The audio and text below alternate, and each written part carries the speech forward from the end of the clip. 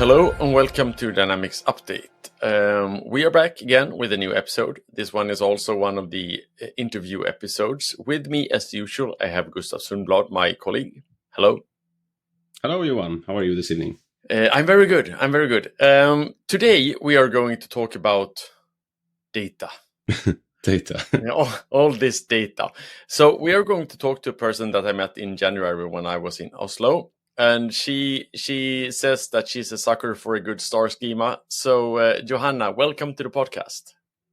Hi, thank you. How are you doing today? I'm fine. I'm having one of those days. It's been long and it's been a lot of Microsoft Fabric, but I feel like this is my dessert for today. Great. Good. So, introduce yourself, please. Tell us what you're doing during the days. So I'm head of AI and analytics at Itera in Bergen. It's a consultancy firm. So I work with customers, clients in architecture of data platforms, Power BI developer, everything data. And I'm a manager. I'm trying to navigate the whole very fast shifting, moving world of how we work with data. And so the fact that I have AI in my title is just a pretty thing right away, because I'm still stuck in like figuring out machine learning. Okay. So I'm glad we're talking about Fabric today and not AI. Okay, so that's actually the reason why I invited you on, because when we were talking in January,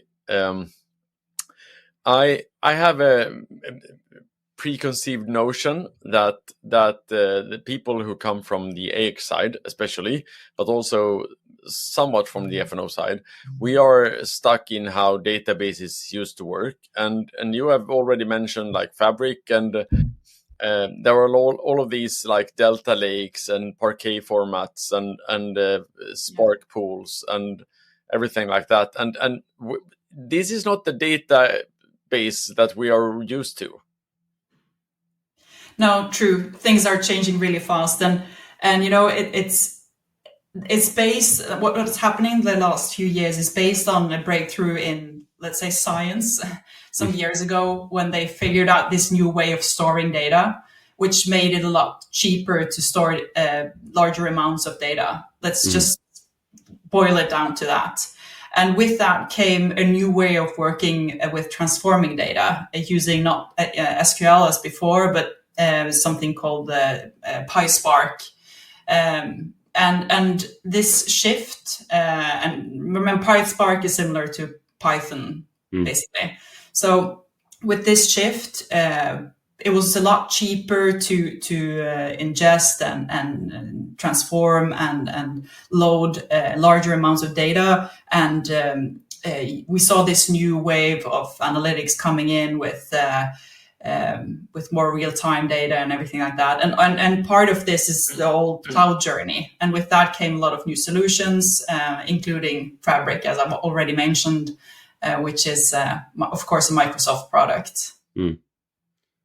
So, and I think Fabric as a word, I mean, from my perspective, I come at it from a little bit as Johan described. I was happy back in the day with AX, and I could connect to the database and so forth. But at the same time, I also really enjoy working with data. But I went down the ERP track rather than the data track. So now I think it's really cool with all these new stuff that's happening with Fabric. I try to stay up to date, but I realized a couple of years back that it's just impossible for me. I can do a fairly good T-SQL statement, and I know my way around joins, but is that still a competence that is needed, or is it like too far gone now with all these, with PySpark and so forth? Or do you still need to know a relational database, would you say? Yeah, I think that's a perfect background to have, especially when you work with ERP systems. So when you have ERP data, it's quite useful, rather than being a data scientist only used to working with whatever related to something. So domain specific. But I think what is important to mention is that the whole thing about creating a data platform like Microsoft Fabric was not to get everybody on board on the whole. Now it's only Lakehouse and only PySpark and notebooks. The data platform was actually developed to serve both worlds. So you can still use SQL or TSQL and notebooks and sort of get the same power as you do with PySpark. I'm not sure about like how they perform in comparison, but I would think it's like mostly the same because it's just code, and when you open a notebook and you want to write a code that does something with your data, then you just like select your language. So the big shift has been towards how we're working with data, like not views and stored procedures, but it's something else. And the whole Fabric platform is all about building on the whole success of Power BI, having that sort of low code experience, not necessarily a black screen, but it's more like light and nice looking and a lot of drop downs and easy to navigate. So it's still very friendly for the more like business intelligence perspective and coming from your world. Okay, yeah, that makes a lot of sense. And I think my experience the last couple of years at least has been from an ERP perspective going into data engineering, like meetings with data engineers. It's been a lot of focus on the engineering aspect rather than the report building aspect. That would be the fun stuff, right? Building the actual reports. And I know you work, that's more in your domain, like the actual result of that data engineering. But I have a feeling the last couple of years, there's been so much talk about the actual engineering because it was tricky, right? You had, you mentioned earlier as well, you had bring your own data warehouse.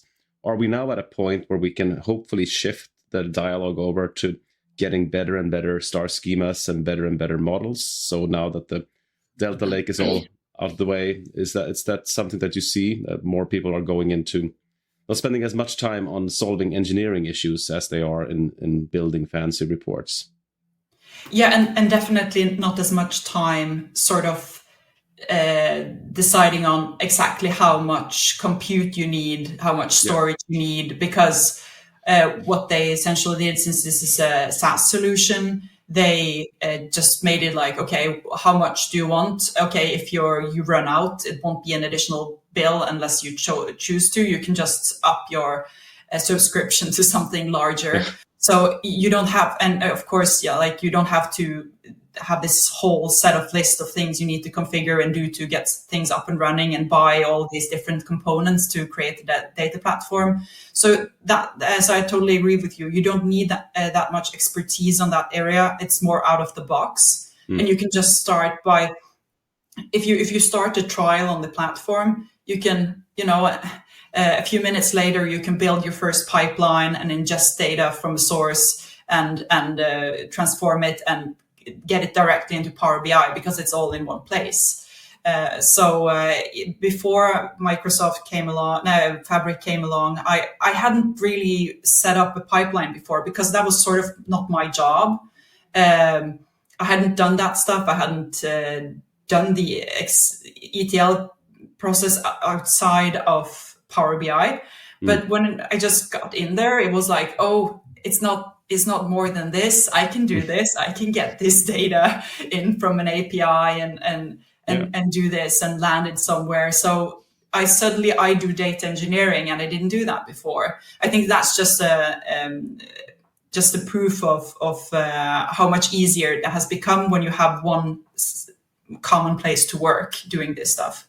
It's very cool. Isn't that like the point of Fabric? Maybe you or Johanna can explain it better to me. But my understanding is that Fabric is not really a new thing. Fabric is a gathering of a lot of other components. It was in the beginning a gathering of a lot of pre-existing components into one place where you can work with your data all across. So like you mentioned, you can have SQL databases, you can have Delta Lakes, you can have a lot of stuff within Fabric and a lot of different components. So Fabric is more of there's not one single tool called Fabric. Fabric is just a set of a lot of components. Would you say that's an accurate description, or am I missing something?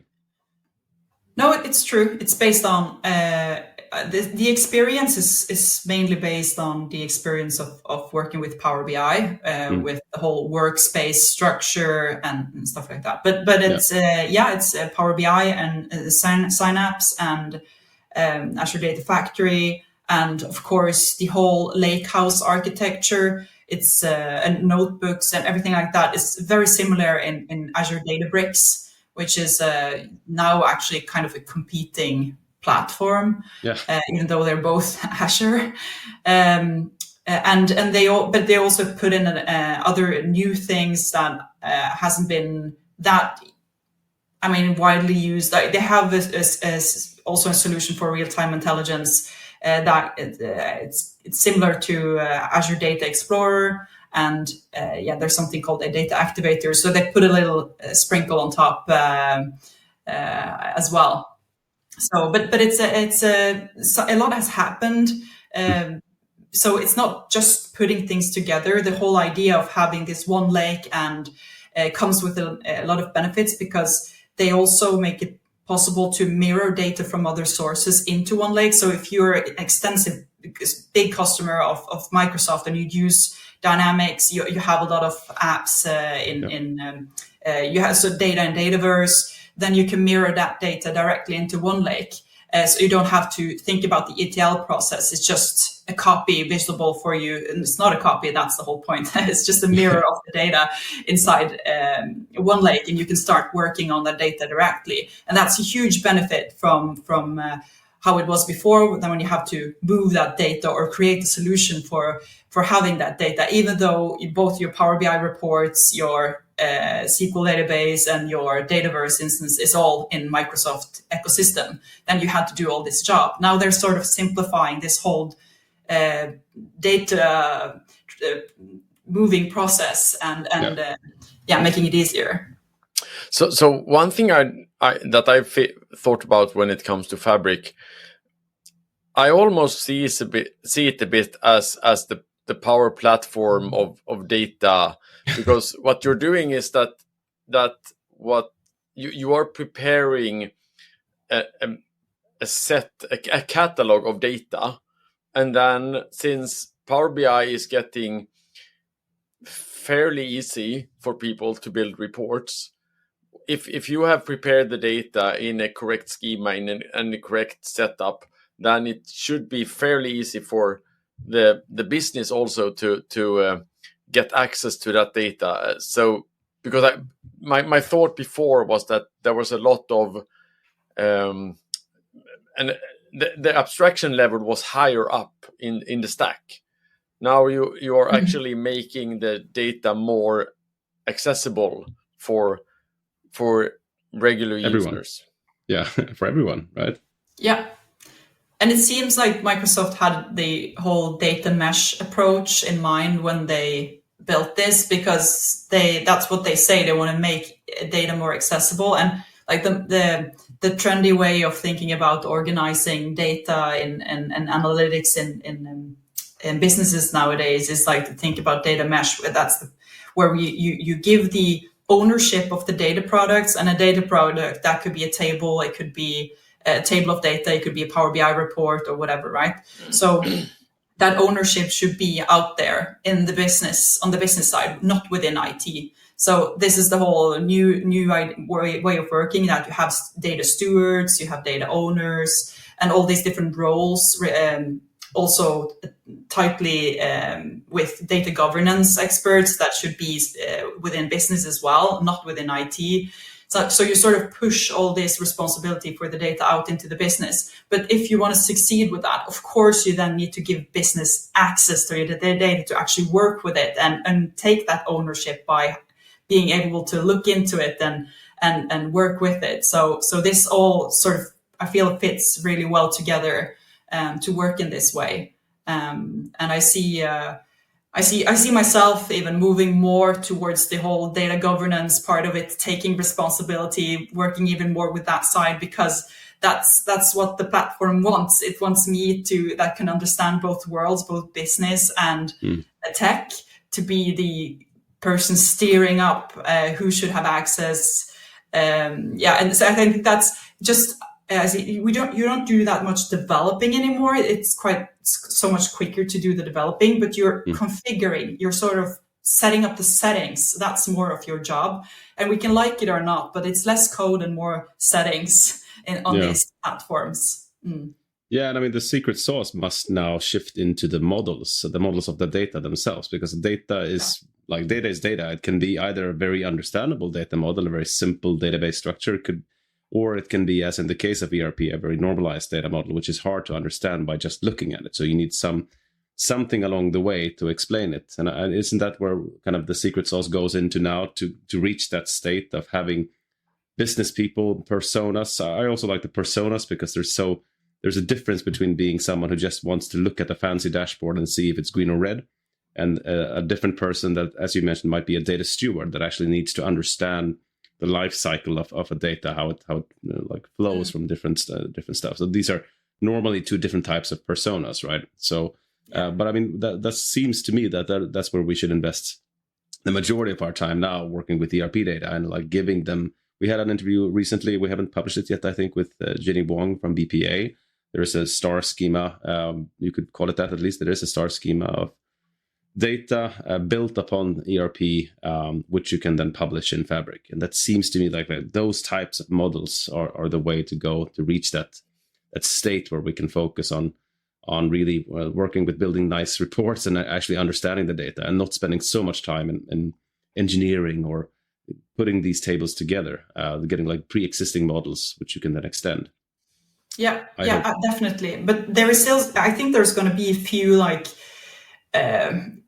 issues with this whole letting business into the platform. And that's where people want to, say you have this star schema, that this is what we follow.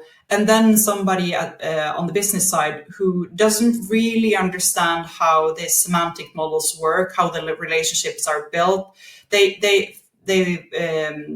they try to build a report and they realize, this data is not connected because there isn't a relationship between them. So then they go off and they build their own data model, a new one, tailored to their specific need then and there. And then they are happy about that, and they have their own semantic model, their own report, and they have a new need. And at this point, they start connecting to the data model, but they want to do have some additional things going on. So they start editing on the data model. So there's a lot of things you can do that will create sort of you get again like the hairball architecture. I love that term in enterprise architecture.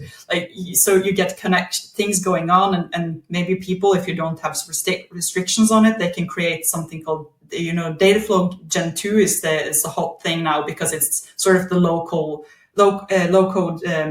tool for data engineering in Fabric. It's basically Power Query from Power BI made into a sort of a single tool that does the transformation. And when you've done all your messy stuff with DAX and or M code in Power Query, you just load the data into one lake. So if you do all these things, a lot of data flows, and you don't have a plan, then you can have like a Fabric instance with so many objects, so much things going on. So governance is really more important now than ever if you want to let people into this space and let them build and play with the data. Yeah, I understand. So that, I mean, your analogy there to Power Platform is actually perfect, right? Because it's the same challenge with Power Apps and everything within Power Platform. So true. You want to allow people, citizen developers in, because you want to democratize the data or the apps, but at the same time, you need to have some kind of governance, both from a regulatory perspective as well, because data can be very sensitive, right? But also from a manageability perspective, it's important to have that kind of governance and control. But isn't that where AI comes in a little bit, especially for the data stewardness, where I think AI or Copilot in this case, when it comes to reports, I mean, there are some pre-built summaries. It's telling me, and a Copilot is telling me what I can already see in the report. So it doesn't make any sense to me. But a Copilot that can tell me what went wrong with an ETL flow, or something like a dashboard with data stewardness that could highlight things that might be stale or might need to be refreshed. That to me sounds like a great use case for AI within Fabric. So is there any such tools right now within Fabric, or is that something that's maybe coming down the line, if you know? Yeah, you have Copilot in Fabric, native Copilot in Fabric that is quite useful if you come from the business intelligence, or let me put it another way. If you're like a pure Power BI developer and you want to start with data engineering, then Copilot in Fabric is really useful, because you can just give some information about the API or whatever source, and it will help you set up the extraction of the data. So that's quite neat. But you need an F64 capacity to get Copilot in Fabric, which is quite expensive for some companies. I mean, we have I'm working with a few clients that has that, and so you don't have to be really large to have that. But it excludes a lot of companies. I think we're talking about like 50K monthly. Norwegian, 1,000 kroners a month. So it's not free. No, but it's entry points, and as you said, and again, if we have the models, or at least we're starting to get the models that where you maybe don't need an F64 SKU to kind of make use of that. We all want to reach the point where we can start actually analyzing the data, and of course we can do that today as well, but getting to a point where we can do it more easily. And then, of course, as with everything ERP, the secret sauce, again, that term, but you might want to define KPIs that are not present in the models that are coming out of the box. But then you can spend your time building those dashboards and understanding the data, and like focusing on getting the real analysis out, and not spending too much time on avoiding the terrible architecture or like messing with ETL flows that should just be there, right? Yeah, definitely. So it's, I mean, just having, before, when you were working with the Power BI report and you had a colleague that did the data engineering, you might not even see what that person was doing, right? You didn't share a screen necessarily, and you just send off like, oh, this wasn't the right column, I needed another column. Turns out that date is not one thing here in the company. It may be 50 different columns, date columns, you know. So you have this miscommunication all the time, and you don't sit together and work. But when you're working on the same platform, then it's tempting to, I just want to sit in and see what you're doing, and then you start learning, because you see that since you are on the same platform, you have the same license to work on that platform. But before, it was like the data engineer, they had their own tools and their own, you don't even have access to that tool. So it was kind of black box what was happening. So I feel like using these kind of platforms is also about learning. It's easier to learn. It's easier to get curious and follow the whole process through.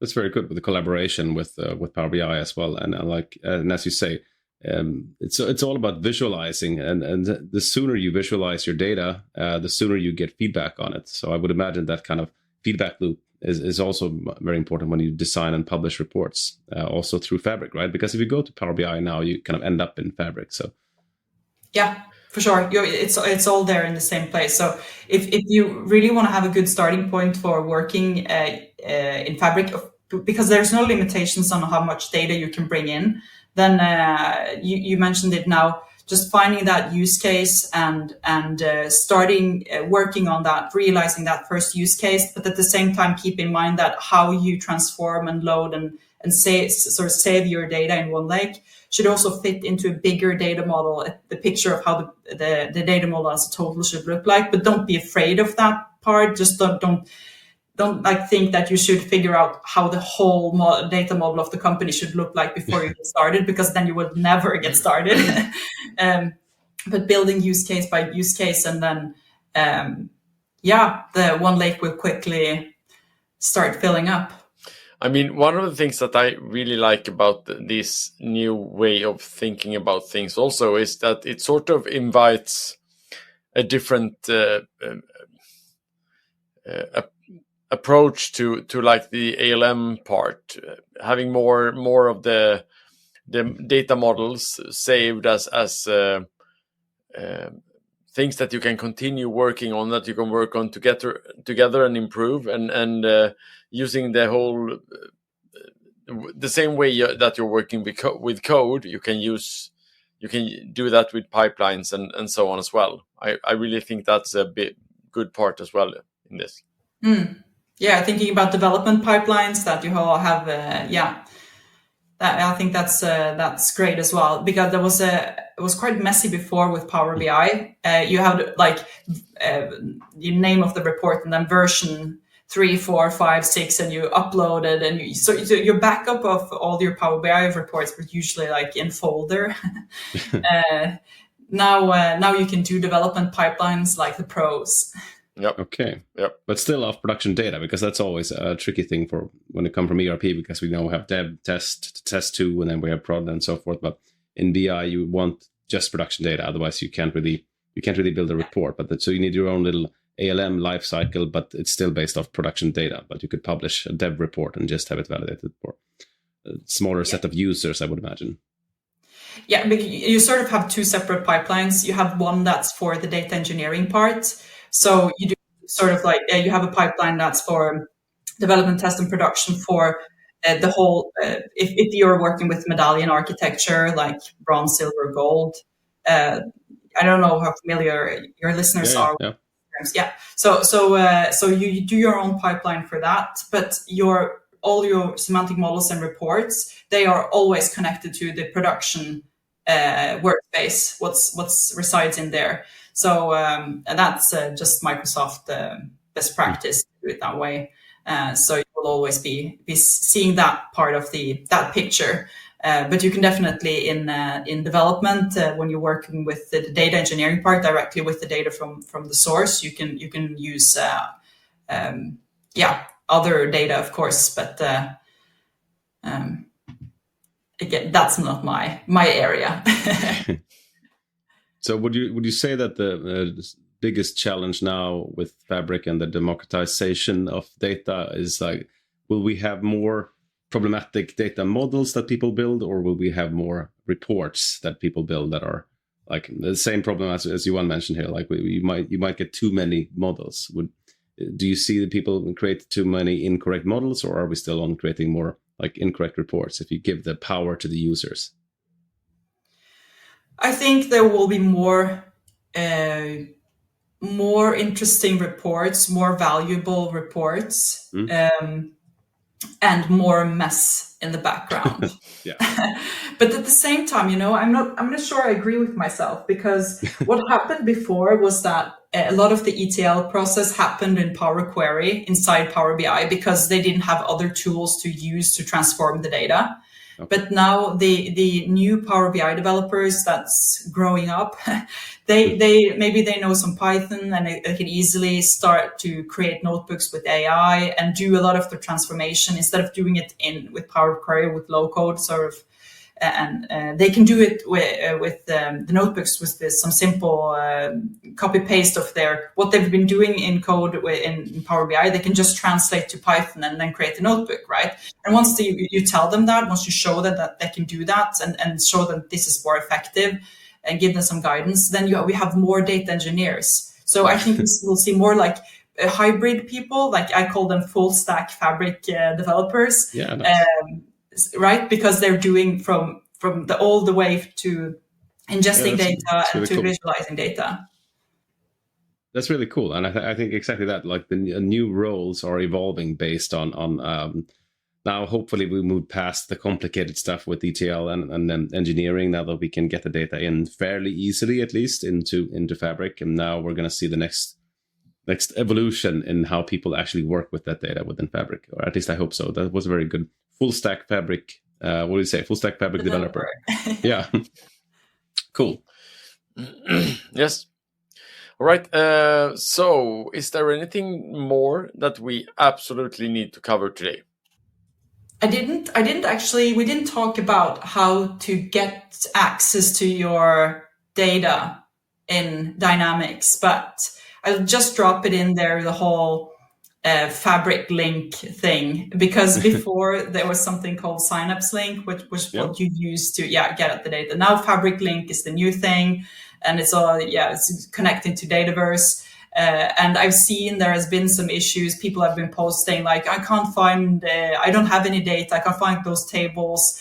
I'm not an expert on those sort of things, but mainly it works. So if people have issues, I think it's related to if they have this. I don't know. This is your area. Like you sync sort of the FNO with Dataverse, and maybe not everyone has that in place. I don't know if that's the case. I think the Dataverse is in place for it. We actually had Scott and JJ on the show earlier to kind of go through that. I think Synapse Link is still there. Fabric Link is just SAS versus PAS for Synapse versus Fabric. But it's, I think from my perspective now, as you say, there are still struggles. I'm not saying there's no struggles. There are struggles with tables, table limits. There are struggles with specific fields and so forth. But I believe the product team is working very hard on fixing all of those issues. So I think the key part is, as with every new thing, the more people actually start using it, the more feedback goes into the product team and they can make it more stable. So hopefully